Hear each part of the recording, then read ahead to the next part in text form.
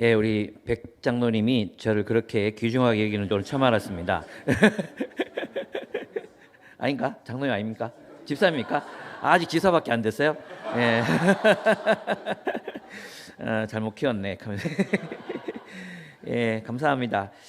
이렇게 오고 싶었습니다. 근데 이렇게 불러주셔서 너무너무 감사드리고 또 반갑고 그렇습니다.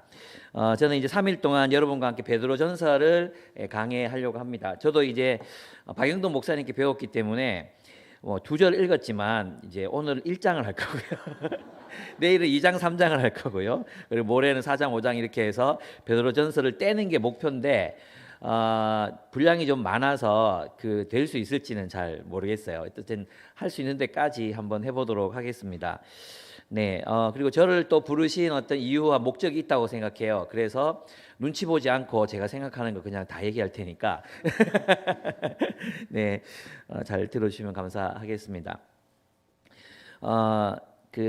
하나님이 아브라함을 부르셨잖아요. 아브라함을 부르신 이유와 목적이 있죠. 그것은 이스라엘을 이루기 위한 거예요. 하나님의 백성들을 하나님 백성으로 창조하시기 위함이었는데 우리가 성경을 읽을 때 아브라함을 부르신 목적을 잃어버리면 성경 전체의 맥락을 굉장히 오해하거나 편협하게 이해할 수가 있습니다. 그래서 그 부분을 한번 먼저 좀 다뤄야 되는데 창세기 18장 18절 19절부터 한번 읽어보도록 하겠습니다. 창세기 18장 18절과 19절입니다. 네, 제가 너무 좋아하는 그런 구절이기도 합니다. 창세기 18장 18절 19절 18절부터 한번 같이 읽어보겠습니다. 시작. 아브라함은 강대한 나라가 되고 천하 만민은 그로 말미암아 복을 받게 될 것이 아니냐. 여기까지 보통 여기까지만 알아요. 여기까지만. 그러니까 아브라함을 부르신 이유가 하나님 나라를 크게 하나님의 백성들을 강성하게 해서 그들에게 복을 주고 그들이 다른 나라에 복을 전하는 축복의 통로가 되는 그런 나라로 부르셨다.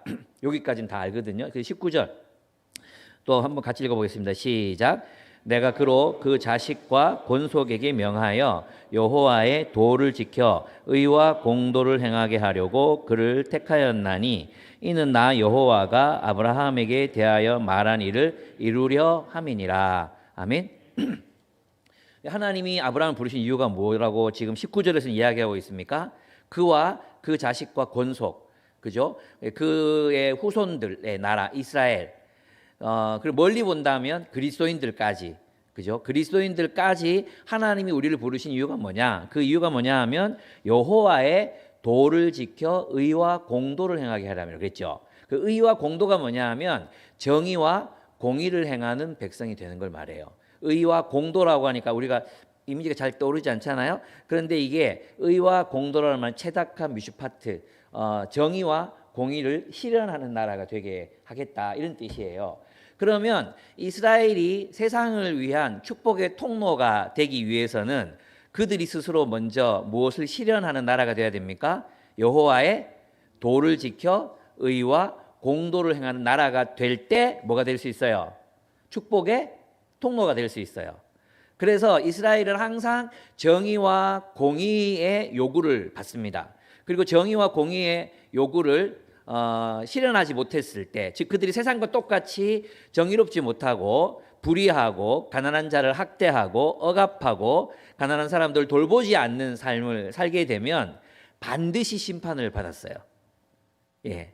그러니까 여러분 다 PBS 하셨으니까 아모스나 뭐 이사야나 에스겔이나 다 이제 여러분 PBS 해보시면 뭐가 나옵니까? 정의와 공의예요. 정의와 공의. 이스라엘 백성이 심판을 받는 이유는 너희가 하루에 2시간씩도 기도 안 하기 때문이야. 너희가 헌금 생활 안 하기, 주일 성수 안 하기 때문이야. 금요 철학 기도를 안 나오기 때문이야. 이런 종교적인 이유 때문에 처벌을 받은 게 아니에요. 심판을 받은 게 아니었어요. 그들이 심판을 받을 때는 그 땅에 하나님의 정의와 공의가 실현되지 못하고 있을 때 그들은 항상 심판을 받았어요. 이해가 되십니까? 그러니까 축복의 통로가 되기는커녕 온 세상 온 민족의 고난의 근원이 되었을 경우가 많았잖아요.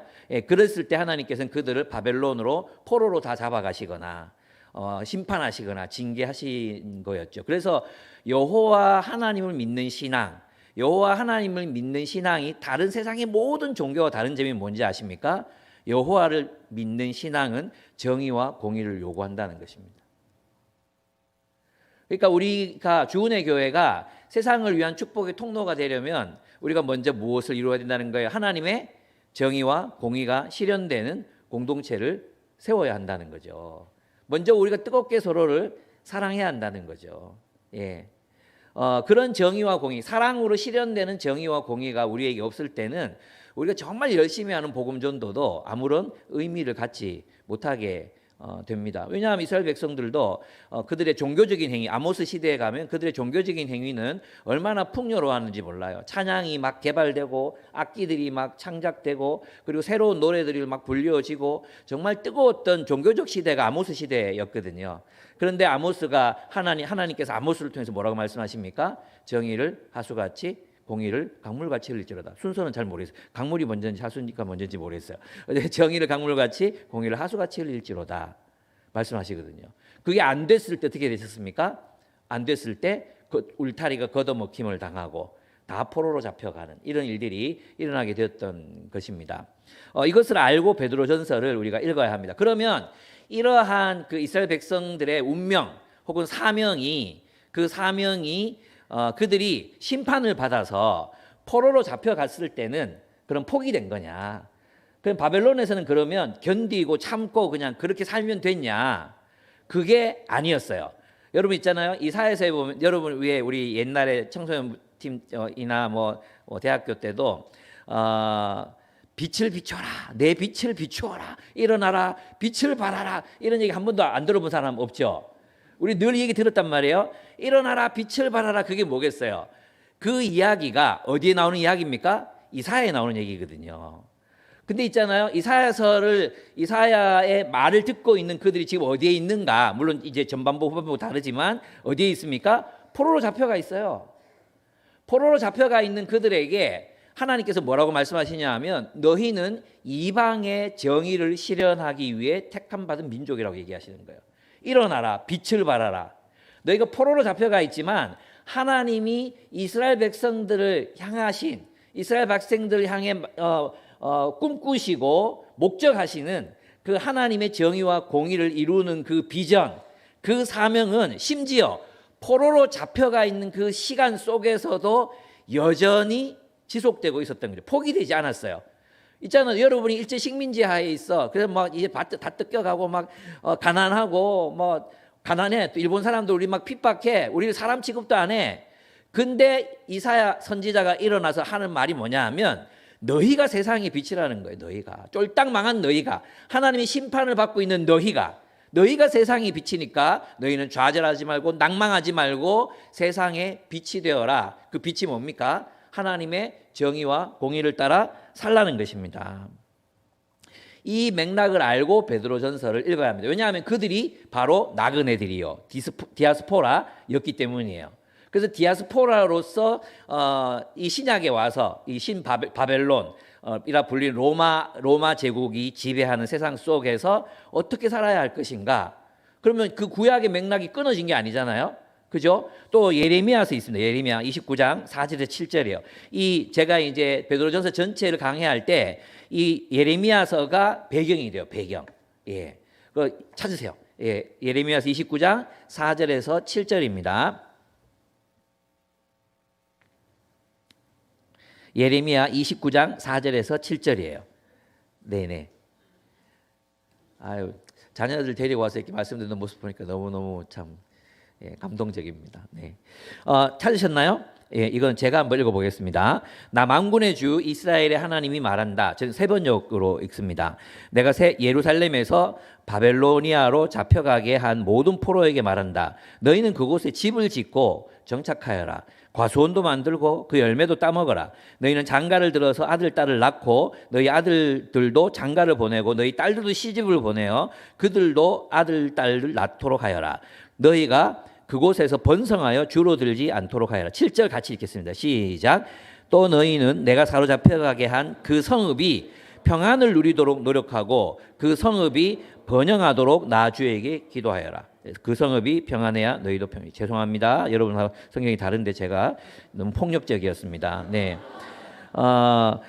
예. 거기 보면은 이제 평안과 번영을 구하라 했잖아요. 여러분 이게 이제 히브리어가 똑같은 단어예요. 샬롬이에요. 샬롬. 샬롬은 평화라도 번역되고 번영이라고도 번역돼요. 샬롬의 상태는 분쟁이 없는 상태를 말하는 게 아니라 하나님이 인류를 지으시고 바라셨던 최초의 그 풍성함. 여러분 안식일은 있잖아요. 모든 온 우주와 생명들과 온 세계가 완전하게 이제 갖추어진 상태, 너무나도 풍요로운 상태. 그 상태에서 첫 눈을 뜬 날이 안식일이었거든요. 그죠? 주님이 안식하신 날이잖아요. 그게 바로 샬롬이에요. 샬롬. 그래서 샬롬은 단순히 갈등 없는 상태를 말하는 게 아니라 정말 풍성한 하나님이 우리에게 주시기로 약속하신 그 모든 풍요로움, 관계적인 풍요로움, 물질적인 풍요로움, 그리고 우리의 내면적인 풍요로움, 이 피조세계가 누리는 평화, 이 모든 것들을 포함하는 의미에서 번영이에요. 그러면 보십시오. 이 본문에서 보면, 예레미야서에서 보면 이스라엘 백성들이 포로로 잡혀갔어. 그럼 그냥 견디고 그냥 버티면 되잖아요. 근데 그렇게 하지 말라는 거예요. 뭐 하라 그래요? 그 성읍의 샬롬을 구하라. 그 성읍의 샬롬을 구하라고 이야기합니다. 그러니까 이게 바로 디아스포라 하나님의 백성들의 사명이라는 거죠. 예. 그들은 스스로 하나님의 통치를 따르는 하나님의 백성이 될 뿐만 아니라 그들은 이방 세계의 번영을 구하는 삶으로 주님이 그들을 부르셨다는 것입니다. 여러분 이게 굉장히 중요합니다. 여러분 있잖아요. 누가복음 4장 18절 19절 또 보면 이거는 이제 제가 같이 또 찾아서 한번 보도록 하겠습니다. 제가 지금 찾고 있는 이 모든 구절들은 베드로전서를 이해하는데 굉장히 중요한 구절들이기 때문에 그렇습니다. 조금 이따가 또 다시 설명을 드리겠지만 누가복음 4장 한번 보겠습니다. 4장 18절과 19절입니다. 4장 18절 19절. 이거는 이제 예수님이 자신의 사명에 대해서 이야기하시는 장면이에요. 예, 성령이 무엇을 하시는가? 성령이 오신 이유가 뭔가? 그게 여기 나타나거든요. 같이 한번 읽어보겠습니다. 시작. 주의 성령이 내게 임하셨으니 이는 가난한 자에게 복음을 전하게 하시려고 내게 기름을 부으시고 나를 보내사 포로된 자에게 자유를 눈먼 자에게 다시 보게 함을 전파하며 눌린 자를 자유롭게 하고 주의 은혜의 해를 전파하게 하려 하심이라. 아멘. 이게 뭡니까? 아까 예레미야가 그 성읍의 번영을 구하라 그랬잖아요. 그 성읍의 평화를 구하라 그랬잖아요. 그죠? 이게 바로 메시아의 사명이라는 거예요. 메시아의 사명. 메시아의 사명은 곧 하나님 백성의 사명이잖아요. 이해됩니까? 그럼 하나님 백성의 사명이 뭐예요? 하나님이 여기도 성령으로 우리를 거룩하게 하시고 성령으로 택하시고 이런 얘기들이 나온단 말이에요. 그럼 성령께서 우리에게 부어 주셨으면 우리가 해야 되는 일이 뭐라는 거죠? 예, 가난한 자에게 복음을 전하고. 이 희년이거든요. 희년. 가난한 자에게 복음을 전하고 가포누 포로된 자 눌린 자를 자유케 하고 해방. 가난으로부터 중독으로부터 해방하고 질병으로부터 사람들을 해방하는 일. 그리고 주의 은혜해 희년을 선포하는 일. 그래서 이 누가복음에 이어진 사도행전에서는 해방의 사건이 일어나는 거예요. 사도행전 2장에서 아무도 자기 것 성령 충만을 받잖아요. 주의 영이 내게 임하시면 성령을 받고 그들은 자신의 것들을 자기 것이라 하지 않고 나누었거든요. 그죠? 그렇다고 해서 사유재산이 없어진 공산주의가 아니에요. 성령의 감동하심을 받는 대로 서로 나누었어요. 그 결과가 뭐였습니까? 희년이 실현된 거예요. 그들 가운데 가난한 자가 없더라. 그러면 보십시오. 성령께서 임하시면 성령께서 우리를 거룩하게 하셨다면 우리 공동체가 어떠한 공동체가 되어야 하는가? 하나님의 정의와 공의를 성령의 도움으로 실현한 하나님 나라의 새로운 질서의 공동체가 되고 하나님 나라가 되고 그리고 이 하나님 나라는 이 세상 속에서 우리를 포로로 잡은 이 세상 속에서 뭘 하라는 거예요? 그들의 평화를 구하라. 그들을 해방하라. 그들에게 자유를 주라. 가난한 자를 보살펴라. 세상의 약자들을 돌보라. 이게 복음 증거에 다 포함되어 있는 이야기거든요. 가서 내 증인이 되라 했을 때 그 증인이 된다는 것. 이번에 이제 로잔 대회가 2024년에 있잖아요. 그 두 가지를 얘기해요. 증인됨의 두 가지를 얘기하거든요. 하나는 declare, 선포하라. 예수가 그리스도이심을 선포하라. 두 번째, 디스플레이, 전시하라. 하나님의 통치를 따르는 삶으로, 또 하나님의 통치를 따라 이 세상에 해방을 선포하는 삶으로 전시하라. 예수께서 그리스도이심을 선포하는 것, 복음 전도. 전시하는 거 뭐예요? 우리의 공동체적인 삶, 그리고 이 세상을 향해 이 세상의 가난한 자들을 섬기고 약자들을 돌보고 해방하는 삶. 이게 다 복음 전도에 포함되어 있는 이야기라는 것입니다. 근데 우리는 복음 전도를 너무나도 축소시켜서 그동안 생각해 왔습니다. 그걸 이제 우리는 근본주의라고 합니다. 사실 우리가 복음 전도에만 우리가 이제 마음을 많이 쏟은 결과가 뭐였냐 하면 많은 부작용이 일어납니다. 뭐 공로주의도 있고요, 계급화되고요, 또 서열화되기도 하고요. 예, 이런 일들이 일어나게 됩니다. 오늘 본문을 통해서 그래서 저는 이 베드로전서를 통해서 하나님께서 이 세상 속에서 교회가 또 그리스도인이 어떤 존재이고 또 무엇을 위해 살아가야 하는가에 대한 이야기를 이 본문 베드로전서가 해주고 있다고 생각해요. 여러분, 이 세상과 그리스도인들과의 관계를 이야기할 때 아직 한 장도 못 했는데 10장이 남았는데 큰일 나는데 세상과의 관계를 얘기할 때 이제 뭐 리차드 니버나 이런 사람이 문화와의 관계를 얘기할 때 첫째가 동일시 모델을 얘기해요. 동일시 모델. 이건 뭐냐면 제국주의적 그런 모델이에요. 지배 모델이죠. 그러니까 중세가 그랬듯이 기독교가 국가를 지배해야 한다. 동일시하는 거. 하나님 나라와 국가를 동일시하는 걸 동일시 모델이라고 해요. 근데 이 모델은 실패했어요. 그죠? 제국주의가 됐잖아요. 그리고 막 스페인, 포르투갈 이런 데서 이제 막 복음을 전하면서 뭐 했어요? 칼을 받을 것이냐, 복음을 받을 것이냐, 칼을 받을 것이냐. 그래서 수많은 사람도 학살했거든요. 그죠? 그리고 제국주의 시대 복음 전도도 그랬잖아요. 어떻게 됐습니까? 결국은 그 제국주의를 받아들였던 많은 나라들, 지배를 받았던 많은 나라들은 안티 크리스찬들을 너무나도 많이 발생시켰어요. 지금도 그게 복음 전도에 방해가 되잖아요. 그죠? 그래서 동일시 모델은 분명히 아닌 것 같아요. 근데 이 동일시 모델은 우리나라 안에서도 이미 작동합니다. 어떻게 작동하느냐 하면 기업주가 기독교인이야. 그러면 하기 싫어도 막 불신자들한테 큐티 막 시키고 뭐 그것도 근무 시간에 안 넣어주고 이런 거 있잖아요. 이런 게 동일시 모델이에요. 그리고 대구에도 그런 모델 있거든요. 기독교 기업이야. 그런데 야근하는 것을 하나님 나라를 위한 야근이라고 그 야근 수당을 안 줘요. 야근 수당을 안 줘. 진짜. 야, 지금 너무 웃기지 않습니까? 이런 게 동일시 모델이에요. 예, 옛날에 그랬죠. 옛날에 이제 뭐 고아원 있잖아요. 고아원 이런 데 가면 막 아이들이 이제 손님들 오면 막 헌금도 하고 물질도 주니까 찬송을 부르는데 제가 진짜 깜짝 놀랐어요. 해병대 박수를 애들이 그 5살부터 10살 앉아 있는데 해병대 박수를 막 이렇게 치면서 찬송을 하는데 은혜가 되는 게 아니고 어떤 사람도 눈물을 은혜 받았겠지만 저는 섬뜩했어요. 얘들이 커서 과연 예수님을 좋아할까? 과자 몇 봉지 얻어 먹으려고 이 집까지 해야 되나? 이 생각을 할까? 이게 동일시 모델이었습니다. 이건 실패했어요. 지금은 동일시 모델 하고 싶어도 아프리카 몇몇 국가가 하고 있어요. 그죠?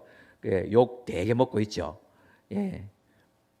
두 번째 변형 모델이었습니다. 변형 모델. 여기 이제 저랑 같이 캠퍼스 시절 했던 사람들이 주로 불렀던 찬양이 뭐였습니까? 오라 우리가 세상을 변화시키자. 오라 요즘 가면 눈물 글썽 우리가 이랬어요. 그죠? 그래서 막 세상을 변혁시켜야 된다고 막 변형 모델로 갔었습니다. 누가 변했죠? 세상이 변한 게 아니라 세상으로 들어갔던 사람들이 다 변질되거나 전사하거나 포로가 되거나 그런 일들이 사실 일어났었습니다. 이것도 정상적인 모델은 아니었던 것 같습니다. 물론 세상은 어떤 식으로 변할까? 저는 이제 하나님이 이집트를 변화시키지 않잖아요. 하나님이 사실은 야곱의 후손들이 좀 강성해져가지고 이집트를 전복시켜가지고 하나님 나라로 만들 수 있잖아요. 그런 기회가 있었단 말이에요. 근데 하나님 그 방법을 선택하시지 않습니다. 예, 저는 그래서 또 두왕국 모델도 있어요. 이게 하나님 나라와 세상을 지배하는 원리가 다르다. 여기 이렇게 되면 어떻게 됩니까? 타협하게 되죠. 세상에서는 세상의 원리대로, 또 교회에서는 교회의 원리대로 이분법적인 삶을 여기서 나타낼 수밖에 없어요. 그러나 지금은 이제 제가 생각할 때는 베드로전서가 지지하는 모델인데 이건 뭐냐면 우리가 하나님 나라의 공동체가 되자. 이거 급진적 레디칼 모델이라고 해요. 어떤 사람도 분리주의 모델이라고 하지만 분리주의는 공정하지 못한 평가예요. 예. 우리가 먼저 이 세상에서 하나님 나라를 먼저 실현하자. 우리가 하나님 나라가 되자. 우리 가운데 계급, 우리 가운데 차별, 우리 가운데 가난한 사람을 그냥 눈앞에 두고 보지 못하는 그 정의, 가난한 자와 약자를 위한 정의, 이 성경의 하나님과 약자와 가난한 자의 하나님이시잖아요. 예, 그 하나님의 정의가 우리 가운데 먼저 서로 실현되게 하자. 뭘로? 사랑으로. 여러분 있잖아요. 오늘은 이제 서론을 제가 얘기 드리는 거니까 옛 언약 있죠. 옛 언약. 옛 언약은 뭐예요? 짐승 제물, 짐승의 피. 새 언약은 예수의 피. 맞아요? 그러면 옛 언약의 핵심이 뭐죠? 내 이웃을 내 몸과 같이 사랑하라. 새 언약은 새 계명. 내가 너희를 사랑한 것처럼 서로 사랑하라. 그럼 십계명이 하나님의 여호와의 도, 정의와 공의를 실현하기 위해서 주신 십계명이라면 신약에 와서는 새 계명을 주시잖아요. 옛 계명과 새 계명이 어떻게 다릅니까? 옛 계명은 내 이웃을 내 몸처럼만 사랑하면 돼요. 이것도 되게 어려워요. 그죠? 새 계명은 내가 너희를 사랑한 것처럼, 예수가 우리를 사랑한 것처럼 자기 생명보다 형제 자매를 더 사랑해라. 이렇게 바뀌어요. 어떻게 가능하죠? 성령을 받으면 된다. 성령으로 충만한 상태, 성령으로 충만한 존재들이 내 이웃을, 우리의 형제와 자매들을 주님이 사랑하신 것처럼 사랑하는 상태. 그게 새 계명이에요. 그럼 그 새 계명을 따를 때 뭐가 실현되는 것입니까? 이스라엘 백성들이 실패했던 여호와의 도를 지켜 의와 공도를 행하는 삶을 신약의 백성들은 실현해버린 거예요. 성령 받아서 그들이 가진 것을 나눔으로, 가난한 자가 사라지게 함으로. 예. 그래서 있잖아요. 구약에 보면 레위기 또 신명기 이런 데 보면 너희 가운데 가난한 자가 없게 하면 여호와 하나님이 너희를 축복하셔서 너희가 기르는 가축이나 너희가 농사짓는 땅이나 밭이나 과실이나 충만하게 해 주겠다. 너희 땅이 하나님의 정의와 공의가 강물같이 흐르는 세상이 되게 만들어라. 그러면 너희가 축복을 받을 것이다. 너희가 번영할 것이다. 주님이 약속하셨거든요. 예. 그러니까 새 계명을 주신 이유가 뭐죠? 그 이유는 이 땅에 하나님의 정의와 공의가 실현되는 교회를 세워라. 그리고 그 교회가 할 일은 뭐죠? 이 세상을 향해서 우리가 디아스포라인 우리가 이 세상의 평화와 번영을 구하는 삶을 살라는 것입니다. 그렇습니다. 급진적 모델은 이 세상에 하나님 나라의 새로운 질서를 창조하고 하나님의 뜻을 실현하고 증인이 되는 삶을 살라는 것입니다. 하나님이 우리를 통치하고 계신다. 전시하고 디스플레이, 보여주라. 세상에 보여줘라. 이런 것들이라고 할 수 있습니다. 그래서 오늘 본문은 이제 들어가 보면 살짝 미안해지는데 제가 몇 시까지 하면 되는지 모르겠네. 9시 45분까지 하면 되는 거 맞죠? 맞습니까, 집사님? 예. 아니면 9시 반까지 해야 됩니까? 45분? 예. 집에 몇 시까지 들어가셔야 되는지 잘 모르겠어요. 예. 어쨌든 한번 해보겠습니다. 그리스도인은 누구인가? 이 정체성이 1절과 2절 나와요. 아까 1절, 2절 읽었으니까 여기까지만 해도 될 것 같아요. 그죠? 예수 그리스도의 사도 베드로는 본도, 갈라디아, 갑바도기아, 아시아와 비두니아로 흩어진 나그네, 비두니아에 흩어진 나그네라고 이야기합니다. 그리스도인이 누구인가 했을 때 첫째, 흩어져서 사는 사람들이다. 이게 디아스포라예요. 디아스포라. 흩어져서 사는 사람들. 이들은 누굽니까? 고향을 떠나서 타지에서 살고 있는 사람들이에요. 고향을 떠나서 타지에서 살고 있는 사람들. 그죠? 그들을 보고 뭐라 그러냐 하면 거주 외국인이라고 해요. 지금 우리나라에도 살기 위해서 들어온 거주 이민자들 있잖아요. 이민자들. 그런 사람들은 자기 고향의 입장에서 보면 디아스포라잖아요. 그렇게 그리스도인의 정체성을 그런 이민자라고 보는 것입니다. 이 세상을 향해서. 그래서 있잖아요. 고대 문서 중에 디오게네투스에게 보낸 편지라는 굉장히 중요한 문서가 있어요. 2세기 문서인데 디오게네투스에게 보낸 편지. 그 편지에 보면은 어떤 이야기가 있냐면 우리가 누구이냐를 말하면서 우리는 조국에서는 외국인이요. 외국을 조국으로 삼아 사는 사람들이다. 굉장히 유명한 말이에요. 조국을 외국인처럼, 외국을 조국처럼 살아가는 사람들, 그들이 그리스도인이라고 이야기합니다. 두 번째, 나그네들이라고 했어요. 나그네들. 우리는 그래서 이 흩어져서 산다는 것은 어떤 뜻입니까? 지금 우리가 살아가는 세상은 우리의 고향이 아니다. 우리는 외국인이다. 그 말은 뭐예요? 다른 문화, 다른 율법, 다른 방식으로 살아가는 사람들이라는 뜻이죠. 그죠? 그게 디아스포라잖아요. 여러분 왜 LA에 가면 한국 거리를 가면 다 한국 간판, 한국 음식. 그래서 저는 미국 사는 사람들이 거기 가면 영어도 빨리 늘고 이럴 줄 알았는데 아니래요. 한국말만 써도 살 수 있대요. 예, 그게 디아스포라잖아요. 외국에서 살지만 고유의 문화를 가지고 여전히 살아가고 있는 사람들. 우리 이 땅에 와서도 무슬림들 여기 와서도 자리 펴놓고 하루에 3번씩 기도하고 할랄 음식 먹고, 그죠? 그리고 자기들끼리 또 모여서 예배 드리고 또 막 건물도 지으려고 해서 이제 또 문제가 일어나기도 하잖아요. 그게 디아스포라라는 것입니다. 디아스포라라는 말에는 구별된 백성, 너희는 이 세상, 이 대한민국에서 살지만 대한민국, 자본주의를 바탕으로 한 대한민국, 무한 경쟁을 기조로 해서 살아가는 사람들과는, 또 탐욕을 위해서 살아가는 사람들과는 다른 삶을 살아야 된다.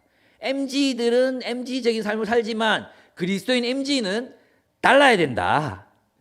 저 MG라서 그래요. 이런 말 하면 안 돼. 우리는 달라야 된다. 구별된 삶, 그게 디아스포라가 가지고 있는 의미라고 할 수 있습니다. 두 번째, 나그네들이라고 했어요. 나그네는 뭐냐면 파레피데모스인데 순례자라는 뜻이에요. 순례자. 여러분, 순례자는 어떤 사람입니까? 정착하지 않는다는 뜻입니다. 여러분 있잖아요. 사도행전에 보면 이 사도들이 있잖아요. 바울이 예수님께서 너희는 예루살렘과 사마리아와 온 유대와 땅까지 이르러 내 증인이 되리라 이렇게 말씀하셨잖아요. 근데 이제 안디옥 교회가 성령의 부르심을 받아요. 성령으로 바울과 바나바를 따로 세우잖아요. 그리고 바울이 떠납니다. 바울이 나중에 뭐 바나바와 헤어지고 떠나요. 떠나는데 바울 머릿속에 우리는 전략적으로, 계획적으로 저쪽 빌립보에 갔다가 마게도니아로 갔다가 고린도로 가서 로마로 돌아가서 스페인으로 가고 이런 전략이 있었다고 생각하거든요. 그래서 사도행전 읽어보시면 있잖아요. 아무런 전략이 없어요. 성령님도 진짜 좀 죄송하지만 희한해요. 쎄 빠지게 가라 그래서 가. 여기 갔잖아요. 그거 아니래. 가기 전에 얘기해 주면 되잖아요. 쎄 빠지게 어디 갔는데 여가 아니다. 성령이 막으시니 그럼 어디로 갈까요? 또 기도하는 거야. 또 기도하고 또 가. 또 가서 거기가 또 아니래.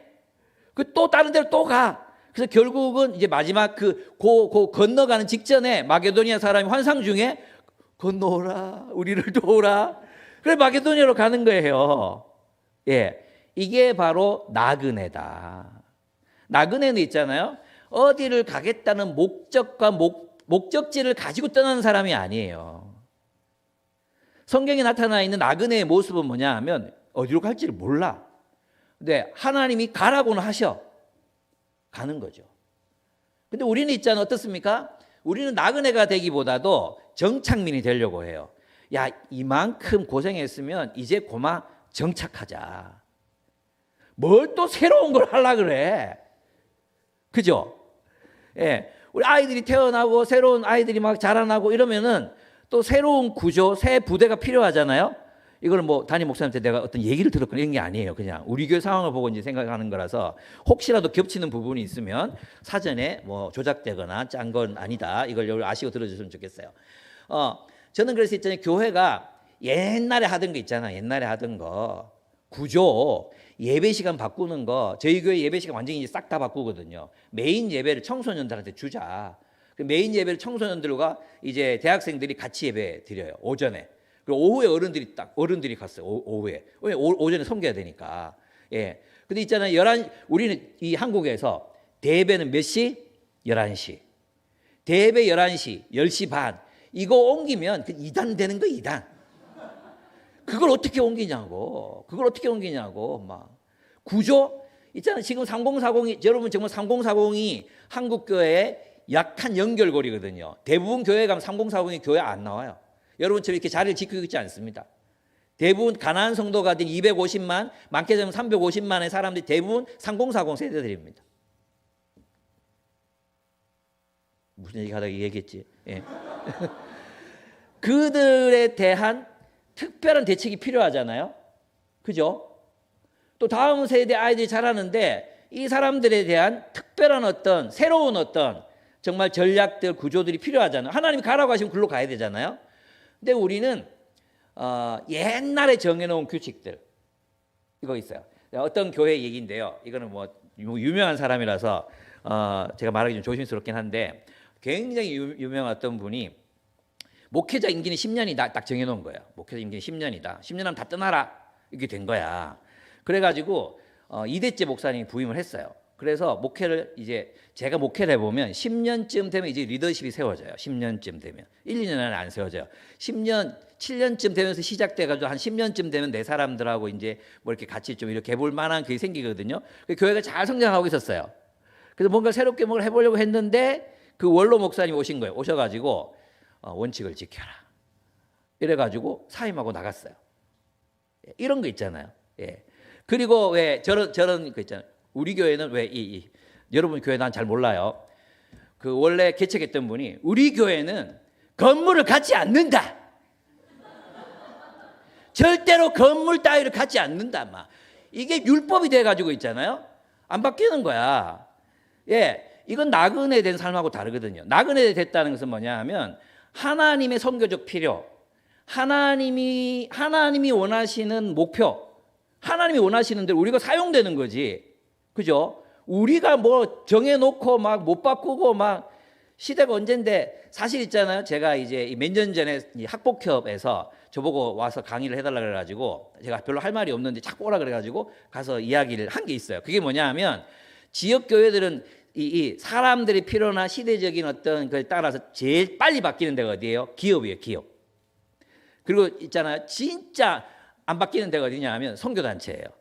선교단체를 보면 원조 그 시조들이 있거든요. 시조들. 그 시조들이 만들어 놓은 교재, 시스템, 뭐 성경 함속 69절, 뭐 something new, 뭐 이런 거 있잖아요.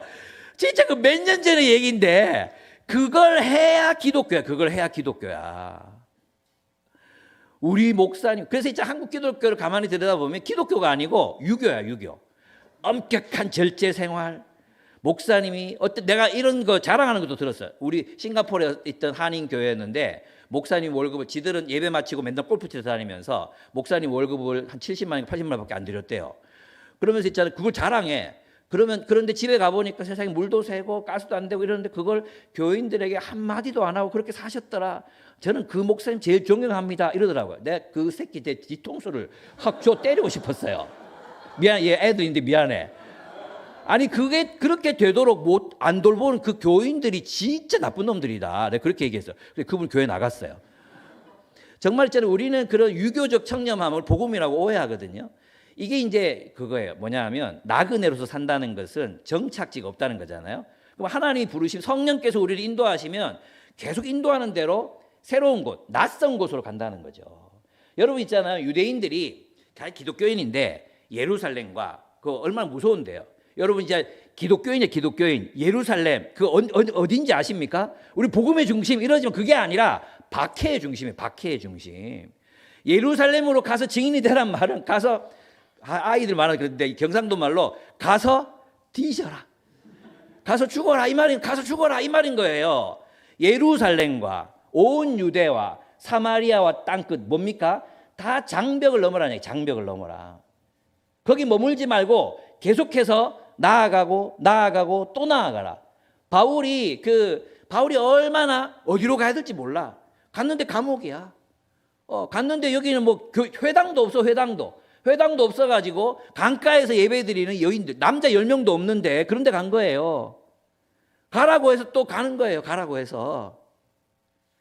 저는 우리가 이 나그네 된 삶을 살아야 된다. 우리 그리스도인도 똑같아요. 있잖아요. 여러분의 사명, 여러분의 어떤 부르시는 자리 달라질 수밖에 없어요. 낯선 곳을 향해 계속 나아가야 돼요. 우리가 있잖아요. 우리가 여기서 정착하는 순간 늘 하던 대로 하는 순간 우리는 나그네로서의 정체성을 잃어버리게 되는 거예요. 나그네가 뭡니까? 계속 낯선 곳을 여행하는 사람들이 바로 순례자라는 겁니다. 주님 오시는 그날까지.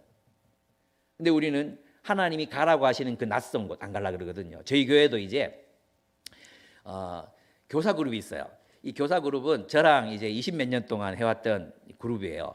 얼마나 친하겠어요. 진짜 친하거든요. 근데 갑자기 세봇들이 너무 많이 들어온 거예요. 그래서 교사 그룹은 어린 아이들 자기 자녀들만 이렇게 양육하고 자기 애들 데리고 놀러도 가고 얼마나 재밌었어요, 그죠? 근데 세봇들이 자꾸 들어오니까 여기서 리더 한 명이 뭐 세봇들 3가정 4가정 돌봐야 되니까 버거운 거예요. 그랬는데 그래서 이제 이 얘기를 누가 해야 되냐? 목사가 해야 되잖아요. 썩자.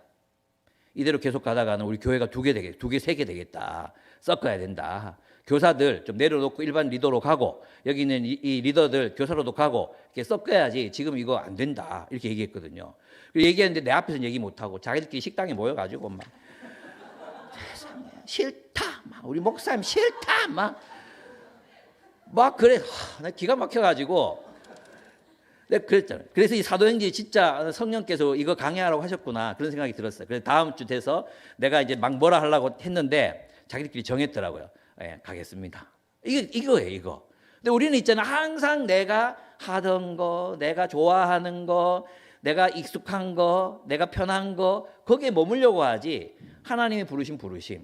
형제가 이번에는 청소년들 섬겨라. 하나님 부르심. 그 부르심 들으려고도 안 해. 들으면 해야 되니까. 길을 막아. 하나님은 말씀을 통해서만 얘기하는 게 아니라 사람들을 통해서도 말씀하시는데, 그죠? 여기 보면 있잖아요. 사도행전에 보면 굉장히 희한한 그 말들이 나와요. 성령과 함께 의논하니라. 성령과 함께 의논을 해. 성령과 우리가 결정했다. 이렇게 얘기해요. 성령과 더불어 우리가 함께 결정했다. 이렇게 얘기해요. 안 놀라시네? 늘 그렇게 해오셨나?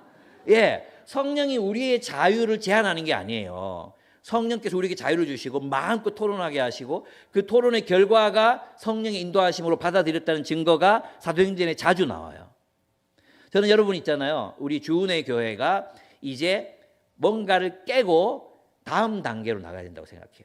예. 주님께서 원하시는 곳. 그게 나에게 뭔가, 또 여러분에게 뭔가, 나 자신에게는 그게 뭔가. 늘 있었던 사람, 늘 나랑 친한 사람, 늘 내가 해왔던 거, 거기 머물러 있는 경우가 너무 많잖아요. 지금 막 성도들은 늘어나고 아이들도 늘어나고 교사도 모자라고 뻔해. 예. 리더들도 모자. 그런데 이러다가 저는 찬양 인도를 아직도 안 바뀌네 이게. 예, 너무 잘해서 그렇죠, 그죠? 너무 잘하셔가지고 저도 이제 찬양하면 너무 마음이 좋았어요. 예. 근데 왜 나진정밖에 없을까?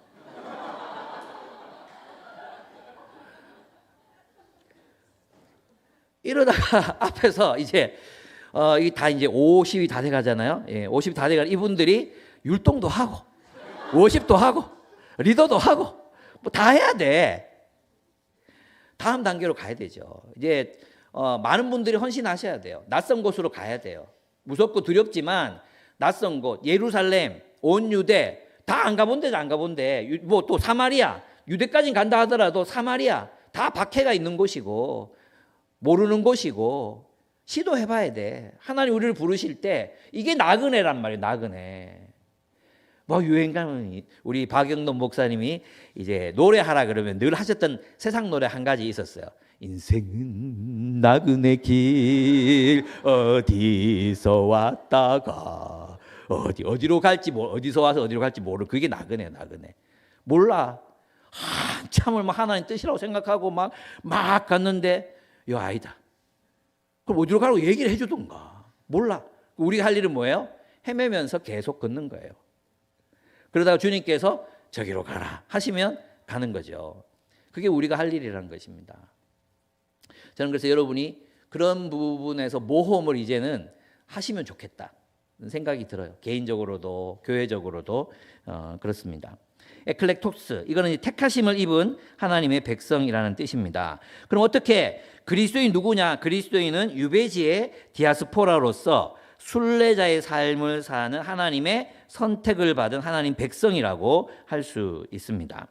그럼 어떻게 우리는 순례하는 백성, 정착하지 않고 디아스포라로서 외국에서 살아가는 거주민으로 하나님 나라 백성으로 세상 백성이 아니라 세상 나라 사람이 아니라 하나님 나라 백성으로서 살게 되었는가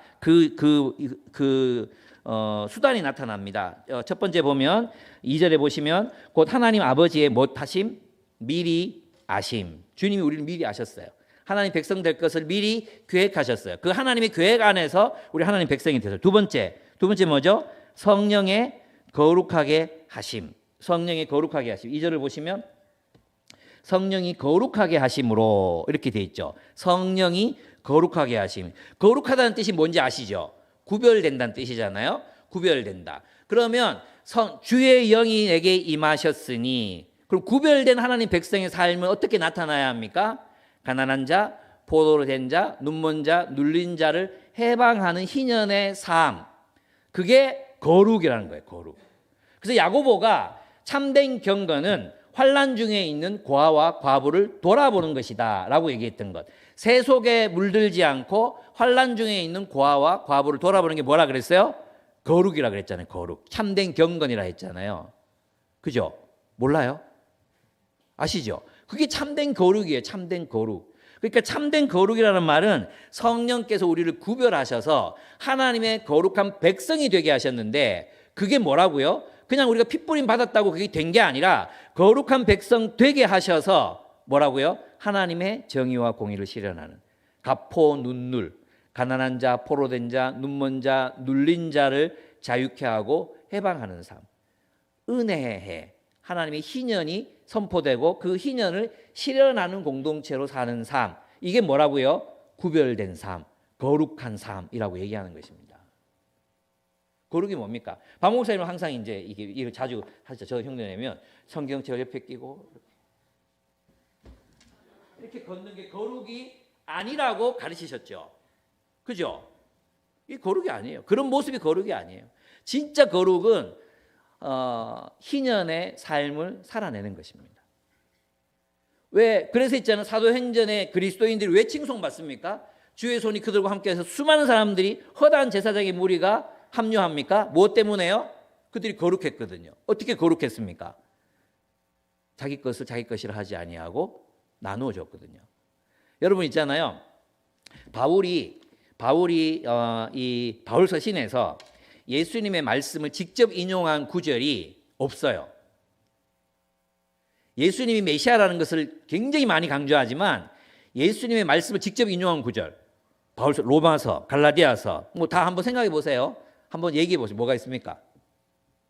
없죠? 생각 안 나죠? 없으니까요. 근데 복음서에 기록되지 않은 한 마디가 있어요. 하나의 말. 이게 뭔지 아십니까? 주께서 말씀하시되 주는 자가 받는 자보다 복이 있다 하시도다. 주는 자가 받는 자보다 복이 있다 하시도다. 이게 하나의 합의예요. 여러분 있잖아요. 바울이 복음을 전했어요. 바울이 복음을 전했거든요. 그래서 막 이방인들이 그리스도인이 됐어요. 유대인들은 이들이 할례도 안 받고 하나님 백성들에게 불만이 있었어요. 그래서 모여가지고 협상을 하잖아요. 협상을 하고 너희는 이거 하고 이거 해라. 그런데 한 가지 나한테 부탁했다. 그 유대 사도들이 바울이 나에게 한 가지 부탁했는데 그게 뭐였냐? 가난한 자를 돌보라는 거였어요. 가난한 자를 돌보라. 그게 거룩이다. 성령의 거룩하심이라는 것은 구별된 백성을 우리를 부르신 건데 그 구별됨이 어디서 나타나야 되느냐? 사랑으로 실현되는 하나님의 정의와 공의로 우리의 공동체적인 삶에 표현되어야 된다. 예수 그리스도의 핏부림으로 우리가 또 그리스도인이 됩니다. 본문에 보시면 예수 그리스도의 핏부림을 얻기 위하여 택하심을 받아 이렇게 돼 있지만 새 번역을 보면 어떻게 돼 있냐 하면 새 번역에서는 성령으로 거룩하게 하여 주셔서 구별되게 하셔서 여러분은 순종하게 되고 예수 그리스도의 핏부림을 받게 되었습니다라고 이야기합니다. 여러분 그러면 이 핏부림을 받는다는 게 무슨 뜻일까요? 예수 그리스도의 핏부림을 받게 되었습니다. 예, 이거 예수 그리스도의 핏부림은 구약에 무엇과 연결돼 있죠? 유월절 어린 양의 핏부림하고 연결돼 있어요, 그죠? 그래서 출애굽을 할 때 출애굽시를 상상을 해보세요. 문설주에다가 어린 양을 잡아서 피를 이렇게 바르죠, 그죠? 피를 뿌리고 문에서 피를 뿌리고 이렇게 피를 바른단 말이에요. 왜 그렇게 했습니까? 그날 누가 죽는 날이에요? 이집트에 사는 모든 사람이 사실 하나님의 심판을 받아 죽는 날이에요. 모든 사람이. 모든 사람이 죽는다는 것을 어떻게 표현했냐면 표현이 아니라 장자들이 다 죽잖아요. 장자가 다 죽는다는 건 뭐예요? 그 가업을 계승할 사람이 없다는 뜻이잖아요. 나라가 멸망한다는 뜻이에요. 그냥 그 나라가 다 죽는다는 뜻이거든. 그런데 다 심판하는데 뭐만 있는 사람? 어린 양의 핏부림을 받은 사람들, 그들은 죽지 않아요. 살아요. 거기서 우리 살았다. 예수님 우리 십자가 보혈 때 우리가 살았어. 여기서 끝나는 게 아니야. 왜 그렇게 핏부렸어? 왜 죽였습니까? 이 핏부림은 너희도 죽었다는 거예요. 애굽의 삶, 너희가 애굽 백성으로서의 삶은 거기서 죽었다는 거예요. 마치 우리가 예수님 세례 받을 때 너희는 예수 그리스도의 십자가와 함께 못 박혔느니라. 똑같은 거예요. 똑같은 거. 못 박혔죠. 그럼 핏부림으로 뭐가 됐어요? 그들이 출애굽에서 광야로 나갈 때 그들이 군대 대열을 이루고 나갑니다. 무엇입니까? 하나님 나라의 군대가 되어 나가는 거예요. 하나님 나라가 되기 위해서 광야로 나가는 거예요. 새로운 질서로 살아가기 위해서 광야로 나가는 것입니다. 애굽에서의 삶을 장사 지내고 그 어린 양의 핏부림으로 장사 지내고 세상 이 광야로 나가서 하나님 나라가 되기 위해서 나가는 거예요. 그러니까 여기서 이 본문에서 어린 양의 핏부림이라는 것이 무엇을 의미하겠습니까? 그것은 우리로 하여금 구별된 하나님의 백성, 이 땅에서 하나님의 의와 공도를 따라 살아가는 백성이 되라. 하나님의 의와 공도를 따라 살아가는 새로운 질서를 창조해내라. 새로운 질서를 따라 살아가라. 하나님 나라가 되라. 이 명령이 이것이 우리의 정체성이라는 것입니다. 그러니까 우리는 철저하게 세상으로부터 구별된 삶을 살아야 돼. 그 구별됨은 무엇이라고요? 여호와의 도를 지켜 의와 공도를 행하는 것. 주의 영이 내게 임하셨으니. 이거 꼭 여러분이 기억하셔야 합니다. 그럼 우리는 어떻게 이국 땅에서 하나님 나라의 백성으로 살아갈 수 있는가 하는 것입니다. 이제 이 본문에 보면 2절에 보시면 은혜와 평강이 너희에게 더욱 많을지어다 이렇게 이야기합니다. 은혜와 평강. 여러분 생각해 보십시오. 지금 베드로는 이 사람들에게 자신들을 무엇이라고 불렀습니까? 너희는 외국인이다. 너희는 순례자다. 너희 나그네다. 정처 없이 떠도는 나그네다. 이렇게 얘기했잖아요. 근데 그들에게 뭐가 주어지기를 바라고 있습니까? 하나님의 은혜와 평강. 그러니까 이 말이 뭐냐면 우리는 이국 땅에서도, 우리는 세상 한복판에서도 이 자본주의적인 그런 무한 경쟁의 이런 시대 속에서 이 오징어 게임 같은 무한 경쟁, 오직 하나만 살아남는 그런 무한 경쟁의 세계 속에서도 그리스도인들은 그리스도의 통치를 따라서 은혜와 평강을 누리며 살아갈 수 있다는 거예요. 어떻게 해요? 추상적인 개념이 아니라 우리가 정말로 하나님 나라의 질서를 따라 살아갈 때, 우리가 하나님 나라가 될 때 이 공동체 속에서 하나님의 은혜가 주어지고 하나님의 평화가 누려지는 그런 삶을 이 땅에서 살아갈 수 있다는 것입니다. 그러니까 은혜와 평강이라는 것을 우리는 너무나도 초영적인 말로 해석해 버리니까 문제가 되는 거예요. 하나님의 은혜가 우리한테 있다는 것은 은혜의 해, 그죠? 하나님의 통치가 우리한테 머문다는 거고, 하나님의 그 통치가 우리에게 머물 때, 우리가 그 통치를 따라 살 때 이루어지는 게 샬롬이라는 거예요. 샬롬. 그게 더욱 많을지어다. 우리의 교회 생활 속에, 교회 공동체 속에 그 샬롬이 더욱 많을지어다. 이렇게 기도하고 있는 거예요. 우리 은혜와 평강 그러면 그냥 영적인 의미에서 내가 은혜를 받고 내 마음의 평화를 누리면 그 은혜와 평강을 누려라 이렇게 생각하잖아요. 1세기 성도들은 이런 내면적인 은혜와 평강을 생각하지 못했어요. 그들에게 은혜는 하나님이 통치하심이었고 하나님의 다스림이 은혜였고 그 은혜 가운데 살아가는 현실적인 삶, 실제적인 삶, 그게 평화, 샬롬이었던 것입니다. 여러분들이 그런 공동체를 이루어 갔으면 좋겠습니다. 그렇게 서로를 뜨겁게 사랑했으면 좋겠습니다.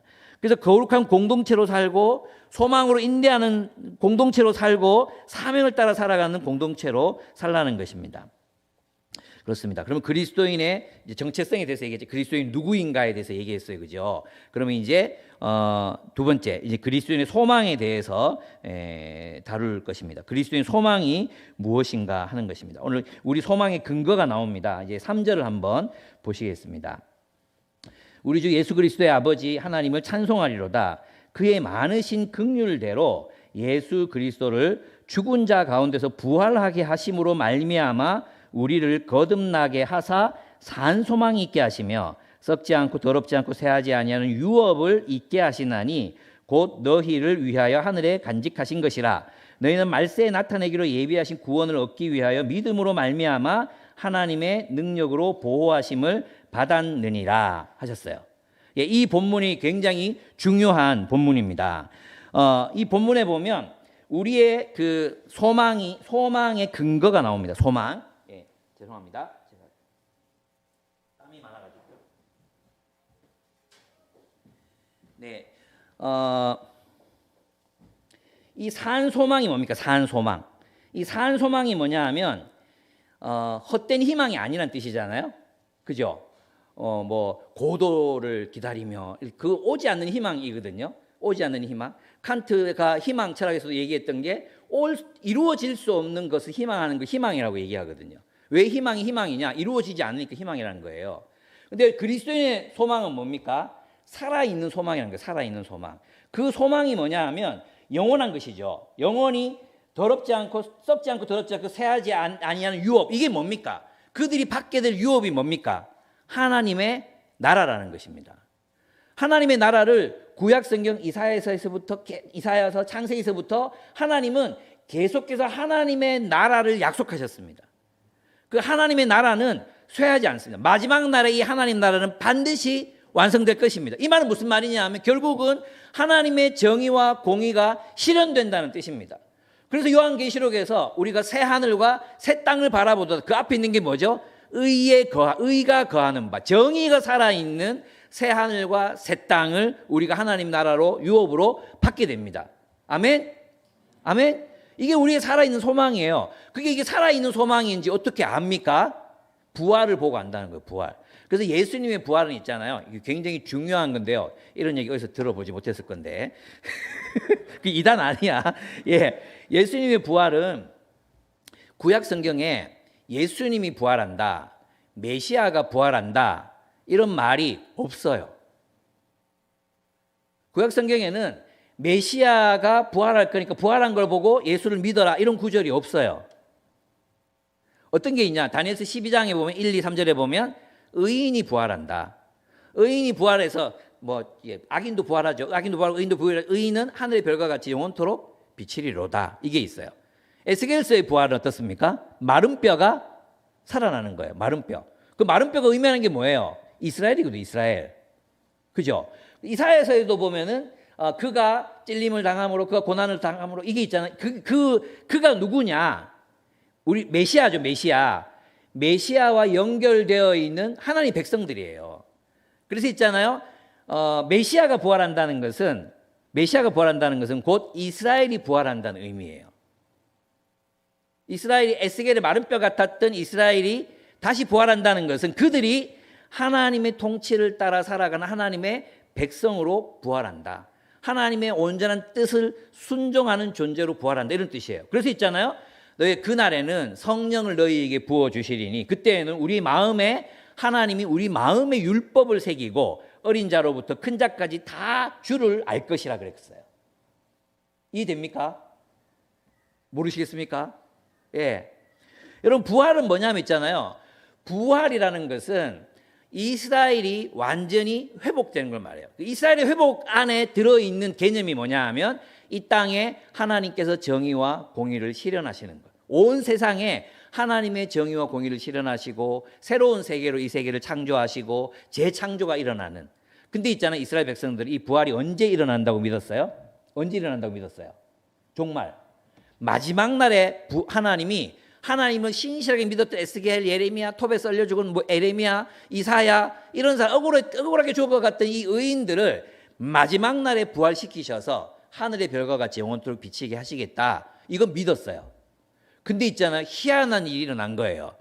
예. 누가 부활해 버렸어요? 예수가 부활해 버렸어요. 메시아 예수가 부활해 버렸어요. 그들은 부활은 종말의 날에 의인들이 다 함께 부활하는 거였는데 예수님이 부활하셨어요. 그럼 그들이 가지고 있었던 종말론적 하나님 나라, 그 하나님 나라가 마지막 날에 성취될 것이다. 그래서 이스라엘이 회복된다는 거. 사도행전 1장에 보면 이스라엘 나라를 회복하시면 이때니까. 이 말은 뭐냐 하면 이스라엘을 하나님이 회복하셔서 모든 나라들 그 나라들의 주권국이 되게 하시고 그들이 권력을 통해 온 세상을 하나님의 나라로 하나님의 정의로 통치하는 날이 곧 옵니까라고 물은 거예요. 그죠? 이스라엘의 회복은 이스라엘의 부활을 의미하는 거였어요. 그러니까 메시아가 부활했으니까 이제 그들이 뭘 믿었겠어요? 아, 이제 곧 이스라엘이 회복되겠구나. 이스라엘이 회복되면 온 세상에 하나님의 정의와 공의가 실현되겠구나. 그 날이 언제 옵니까? 이렇게 묻는 거예요. 그죠? 이게 바울이 믿었던 신앙이기도 했어요. 근데 바울 앞에 누가 나타나 버린 거예요? 부활하신 예수가 나타났어요. 부활하신 예수가.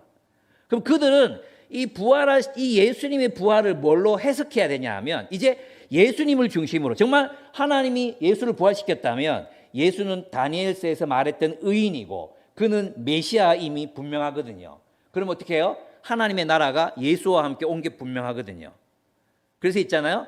그래서 이제 초대교회 성도들은 바울은 또 많은 초대교회 성도들은 이제 예수께서 오심으로 예수께서 부활하심으로 하나님 나라가 시작되고 있다고 믿었던 것입니다.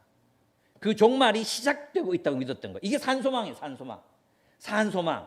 그러니까 바울은 이런 거죠. 부활을 봤어. 예수의 부활을 봤어. 그럼 뭐가 확실해지는 거예요? 미래의 부활이 있는 거죠. 미래의 의인들의 부활이 있어. 그 의인들이 들어갈 하나님 나라가 있어. 그 하나님의 나라는 눈물 없고 뭐 곡하는 거 없고 애곡하는 거 없는 정의와 공의의 나라야. 더 이상 뺏기는 것도 없고 무한 경쟁이 시달릴 필요도 없고 탐욕과 폭력의 질서 속에서 힘들게 살아갈 이유도 없어. 그런 세계가 오는 거야. 오는데 그냥 꿈인가? 진짜 그날이 오나? 기다리고 있었는데 예수께서 무덤을 뚫고 일어나 버리신 것입니다. 아멘? 그러면 이 예수님을 보면 우리가 뭘 확신할 수 있습니까? 하나님 나라가 실현되는구나. 영원히 썩지 않고 영원히 이어질 나라, 하나님의 나라가, 하나님이 약속하신 그 나라가 오는구나 확신할 수 있었던 거죠. 그게 산소망이라는 것입니다. 그래서 그리스도인의 희망은 있잖아요. 이루어지지 않을 것을 억지로 기대하고 소망하고 막 바라고 이런 게 아니에요. 히브리서 11장에서 말했던 믿음이라는 거 있잖아요. 그 믿음이라는 것은 우리 이렇게 생각하거든.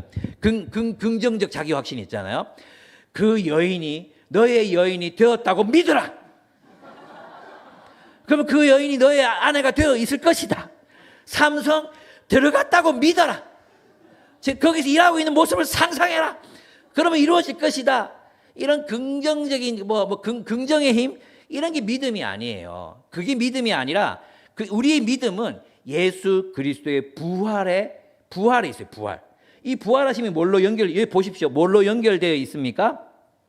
그 부활이 뭘로 연결되어 있냐 하면 산소망과 연결되어 있는 거죠. 거듭나게 하사. 이것도 굉장히 중요한 단어예요. 거듭나게 하사. 이 거듭났다는 게 무슨 뜻인지 아십니까? 거듭났다. 이건 있잖아요. 크레이그 키너라는 분이 계시는데 이분은 1세기 배경사에서 진짜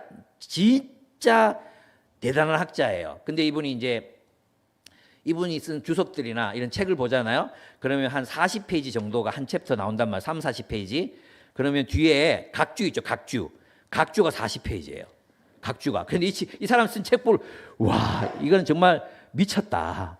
이렇게 생각하는 사람이 크레이그 키너예요. 이 키너가 그 당시 유대인들을 이제 유대 문화 또 이방인 문화를 연구하면서 거듭난다는 표현 어떻게 썼냐면 이방인들이 유대인이 되잖아요. 이방인들이 이제 그냥 경건한 사람, 사도행전에 경건한 사람 이렇게 표현되어 있는 사람들은 다 이방인인데 기독교 유대교를 믿고 싶어하는 사람들이거든요. 근데 이제 유대인이 되었던 외국인들이 있었어요. 그 율법에도 할례를 받으면 이방인이라도 할례를 받고 너희 동족과 같이 되면 하나님 백성으로 삼아주는 거예요. 바로 그때 거듭났다라는 표현을 써요. 여러분 우리는 거듭남 이런 것을 있잖아요. 어떻게 생각하느냐 하면 단순히 이렇게 생각하거든. 내가 거듭났다. 내가 새로운 존재가 되었다. 여기까지서 끝나. 맞죠? 내가 새로운 존재가 되었다. 근데 여러분 여러분 한번 애 다 낳아봤으니까 애가 태어났어. 새로운 존재가 태어났어. 거듭났어. 얘가 태어났어. 혼자 내비둬. 어떻게 되겠어요? 죽지. 혼자 놔두면 죽죠. 거듭남이라는 표현이 있잖아요. 반드시 어떤 공동체에서 새로운 공동체로 이전을 말하는 거예요. 그러니까 새로운 가족 속으로 태어나야 거듭나는 거예요.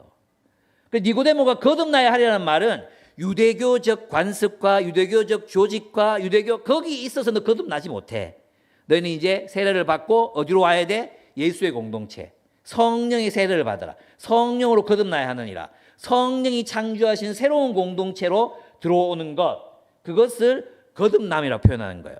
그러니까 그 거듭난 공동체는 하나님 나라의 새로운 백성들의 공동체이기 때문에 이들이 이루어가는 것이 하나님의 나라고 궁극적으로 받게 될 유업이 하나님의 나라라는 것입니다. 이게 거듭남이에요. 이게 거듭남의 비밀이에요. 근데 우리는 거듭났다 그러니까 내 영혼이 내 안에서 요것만 생각해. 지 혼자만 거듭났다고 생각해. 아니야. 거듭남이란 하나님의 새로운 가족 안으로 거듭나는 것을 말해요. 완전히 새로운 존재, 우리가 새로운 삶을 살려면, 그죠? 어떻게 살아야 돼요? 혼자 사는 게 아니잖아요. 새로운 공동체에서 새로운 문화를 익히고 새로운 언어를 익히고 새로운 삶을 살아갈 때 뭐가 됩니까? 새로운 삶을 살 수 있게 되잖아요. 여러분이 미국에 가서 새로운 새 삶을 산다 그러면 미국의 문화를 받아들이고 이렇게 살아야 거듭나는 거잖아요. 똑같아요. 하나님의 나라로 거듭난다는 것은 성령의 침례를 받고 성령의 세례를 받고 성령이 창조하신 새로운 공동체에 소속돼서 그 성령의 삶, 성령이 이끄시는 삶, 성령이 우리에게 가르쳐 주시는 그 삶을 살아가는 공동체 속으로 우리가 거듭난다는 거 말이에요. 그럼 그 사람들이 얻게 되는 게 뭐예요? 하나님의 나라를 유업으로 받게 된다. 요한계시록의 말씀을 빌리면 새 하늘과 새 땅, 새 예루살렘을 우리가 유업으로 받게 된다는 것입니다. 이것이 우리의 소망입니다. 여러분 있잖아요. 그 영화에 보면 미래의 내가 과거로 와가지고, 그죠? 미래의 내가 과거로 와가지고 내가 너야 이러면서 막 미래 이루어질 일을 얘기하잖아요. 3년 뒤에 뭐 누가 당선될 거고, 뭐 3년 뒤에 네가 이 번호의 로또를 사. 그럼 네가 부자가 될 수 있어. 이런 거 있잖아요, 그죠? 미래에서 온 내가 이걸 얘기해 준다면 우리 여러분은 어떻게 하시겠습니까? 믿죠? 그 로또 사겠죠? 살까요, 안 살까요? 사죠. 그 걔가 이제 너 있잖아, 애플 주식 1달러 할 때 100개만 사. 이거 사겠습니까, 안 사겠습니까? 사죠. 그죠? 그것처럼 예수님의 부활은 확실히 이루어질 미래, 확실히 이루어질 하나님의 나라를 표상적으로 보여준 것입니다. 여러분 제 책에서 이제 깨어진 세상 희망을 보면서 제가 얘기한 건데, 여러분 있잖아요. 그 나니아 연대기에 보면 이제 얼음 마녀가 온 땅을 막 지배해요. 이 아슬란 메시아 예수가 떠나고 난 뒤에 이 땅을 얼음 마녀가 막 지배하거든요. 그래 꽁꽁 다 얼었어. 그리고 말 안 들으면 막 돌로 만들어 버려. 막 무서워요. 얼음 마녀 너무 무서워요. 이 너무 무서운 마녀가 그 겨울 왕국을 막 지배하고 있어요. 그런데 어느 날 복음 같은 소리가 들리는 거예요. 어떤 소리가 들리냐 하면 나뭇잎들이 막 싹싹싹 그리고 막 이러면서 아슬란이 오고 있어. 아슬란이 오고 있대. 메시아가 온다는 거예요. 그럼 저 북쪽으로부터 이제 얼음이 녹기 시작해요.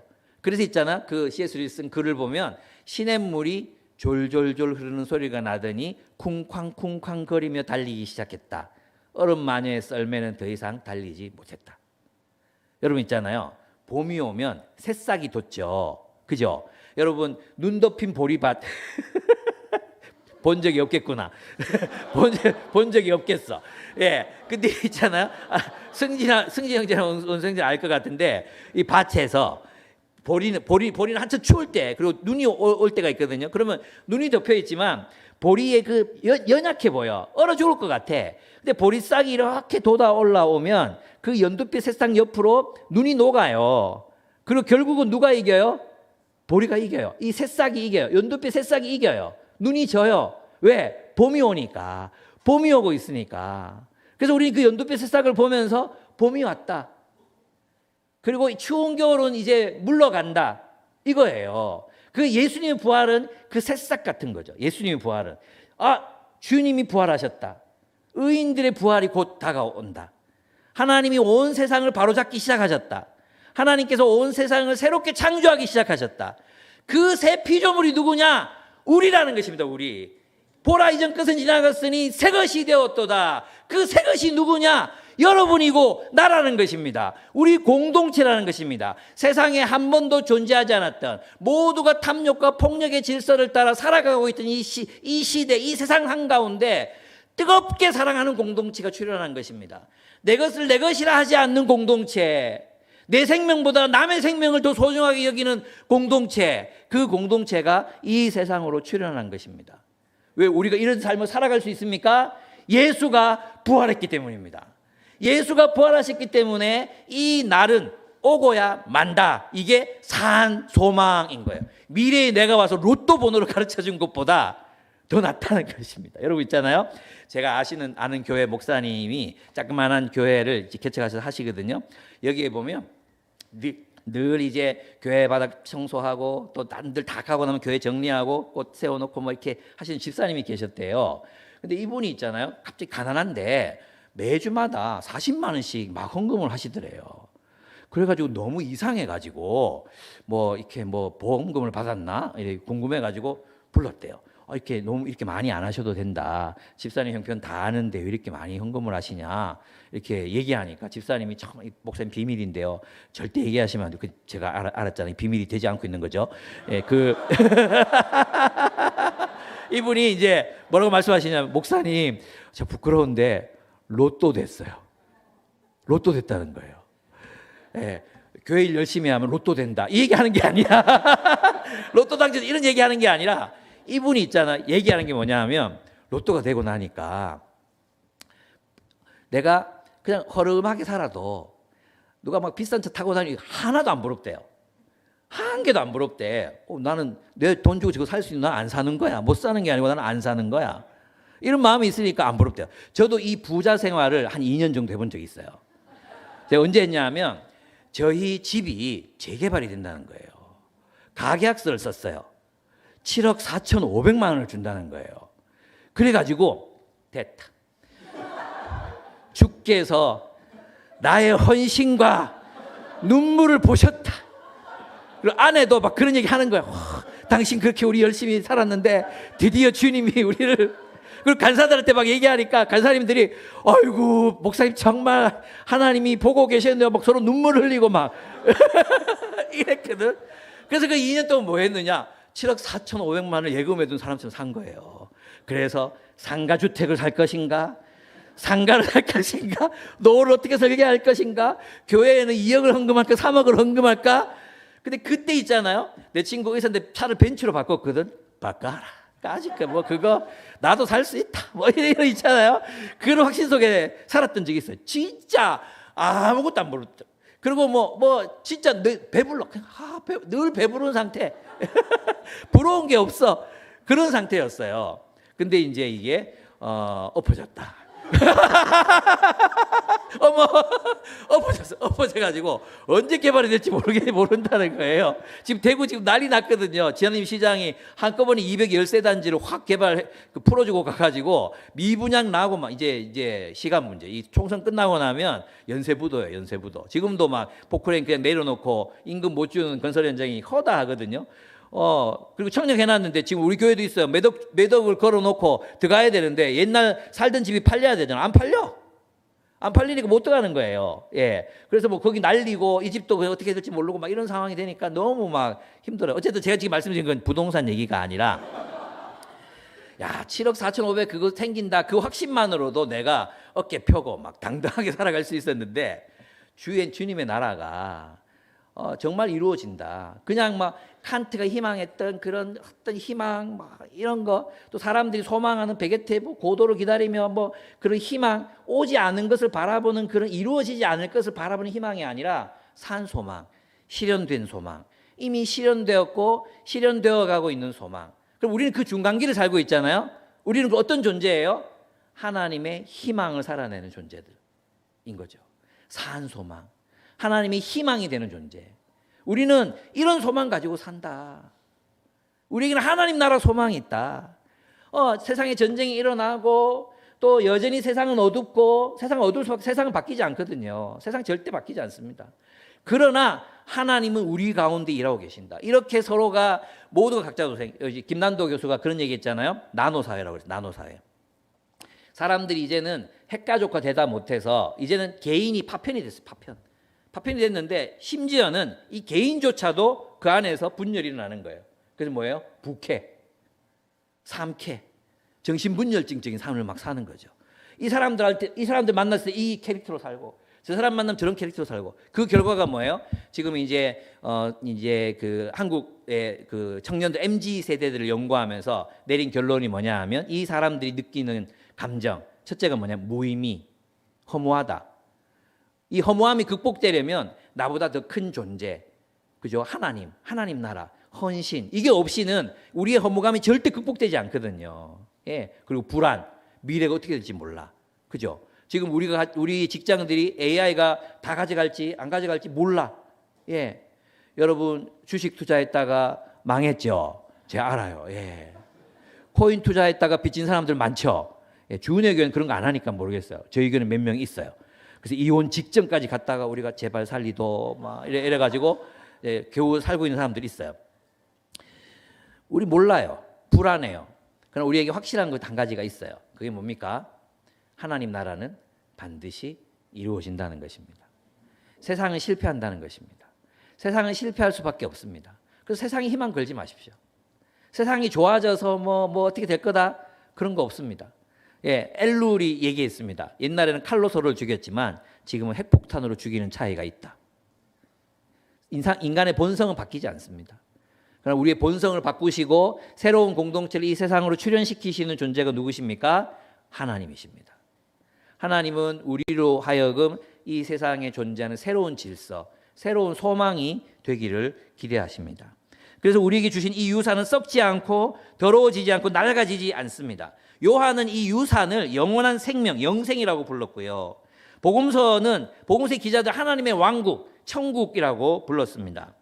그리고 사도 바울과 다른 사도도 이것을 구원이라고 부른 것입니다. 구원. 다 똑같은 말이에요. 구원이 뭐냐? 하나님 나라로 들어가는 거예요. 지금 이 땅에서 이 세상 가치, 그래서 이제 갈라디아서 1장 1절을 한번 읽어보겠습니다. 여러분 정말 보면 까무라칠 구절이 있습니다. 여러분 한 번도 생각해보지 않은 고린도 전후서 뒤에 있죠. 여기 이제 보겠습니다.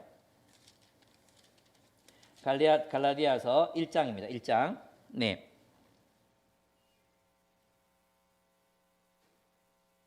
4절 보겠습니다. 4절. 우리 어디서부터 구했나? 1장 4절. 같이 한번 읽어보겠습니다. 시작. 그리스도께서 하나님 곧 우리 아버지의 뜻을 따라 이 악한 세대에서 우리를 건지시려고 우리 죄를 대속하기 위하여 자기 몸을 주셨으니. 아멘. 어디에서 구원하시려고요? 어디에서 우리를 건지시려고? 어디에서? 이 악한 세대. 우리는 구원 그러면 지옥으로부터의 구원, 처벌로부터의 구원, 형벌로부터의 구원이라고 생각하잖아요. 근데 바울이 최초에 썼던, 예수님 만나고 썼던 갈라디아서 뭐라고 얘기해요? 이 악한 세대로부터 건지시려고. 건지셔서 어디로 우리를 옮기십니까? 하나님의 나라로 옮기시는 거예요. 교회로 옮기시는 거예요. 이걸 생명이라고 부르는 거예요. 이걸 구원이라고 부르는 거예요.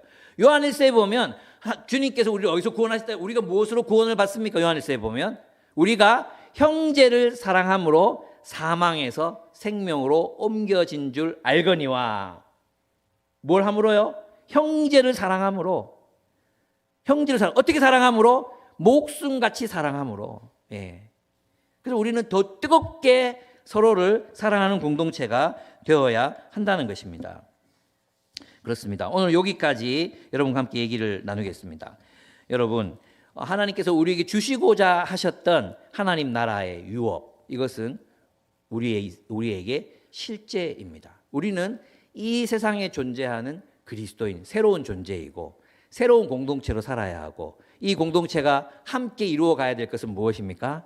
하나님의 정의와 공의의 질서이고, 우리가 함께 살며 이 세상의 번영, 이 세상 나그네, 우리도 나그네길이지만 저들도 나그네길이거든요. 언젠가 죽거든요. 예. 그 사람들 섬기고 사랑하고 해방하고, 우리를 그런 존재로 부르셨다는 거죠.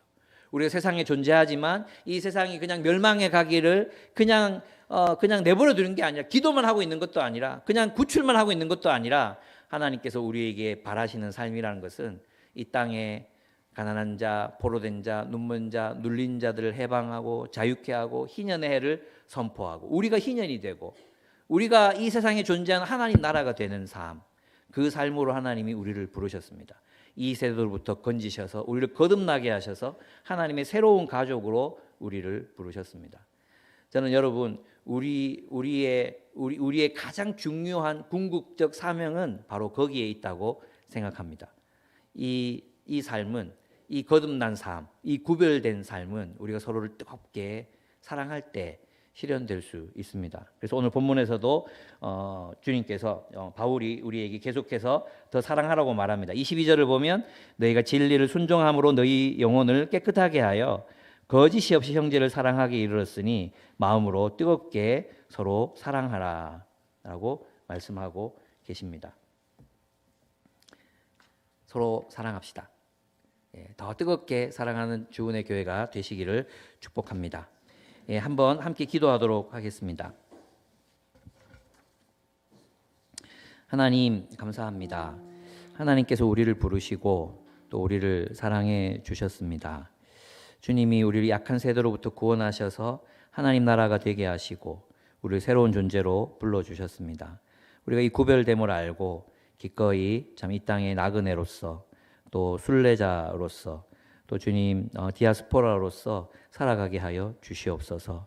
우리에게 주님의 부활로 산 소망을 허락하셨사오니 그 부활이 의미하는 바대로 이 땅에서 주님의 나라를 살며 사랑으로 살아가기를 결단하는 우리가 될 수 있도록 은혜를 더하여 주시옵소서. 주님 오늘 긴 시간이지만 함께해 주셔서 감사합니다. 하나님 오늘 들었던 이 말씀으로 이제 3일 동안 함께 나누게 될 텐데 주님께서 은혜를 주셔서 귀한 축복의 시간이 되게 하여 주시옵소서. 예수님의 이름으로 기도드렸습니다. 아멘.